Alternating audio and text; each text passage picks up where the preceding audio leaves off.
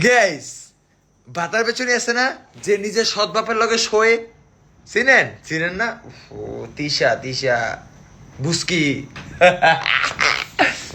নিজের যে সৎ বাপের লগে শোয়ে, গাইস একটা কথা জানেন, যে নিজের বাতারে বিয়ে করা ইচ্ছা মতো।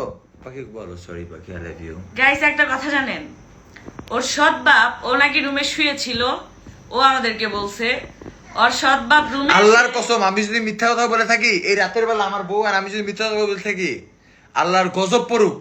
বলো, একটা মিথ্যা বলবো না, সব সত্য বলবা। অবশ্যই ও আমাদেরকে বলছে যে আমার সৎ বাপ এসে দরজা আটকায় দিছিল আমার সাথে থাকার জন্য, আমাকে রেপ করার জন্য। আর ও রাজি মতো এডি করছে। দেন আরেকটা কথা বলি, ও কমেন্টে রিপ্লাই দিছে মার্কেটে চলে না। তুই মার্কেটে চললে তোর বিয়ে করে মার্কেটে চল লাগে, তোর জামাইকে বিয়ে করাতে হয়। আমরা সবসময় মার্কেটে থাকি, তোর মতো ফকিন্নি না যে টাকা হাওলাত করে নিয়ে বাসা সাজায়। তুই যে টাকা হাওলাত করে নিয়ে বাসা সাজাস এটা তো তুই জানিস। আর প্রত্যেক রাতে ভাই আমাকে স্পন্সর দেন, ফকিন্নির বাচ্চা। আলা ফকিন্নি, এটা রাগ করিস না। তুই তো হিজলার মতো দেখতে, প্লিজ। এই ভিডিওটার পরে আয়নার সামনে যাবি, যা তোর দেখবি। তোর যদি হিজলার মতো না লাগে তাহলে আমি হিজলা, আর তোর যদি হিজলার মতো লাগে তাহলে তুই হিজলা। ফকিন্নির বাচ্চা, হন একটা কথা কই, সাবধান হয়ে যা। কমেন্টে লাগস কা ফকিন্নির বাচ্চা, তোর প্রমাণ আছে।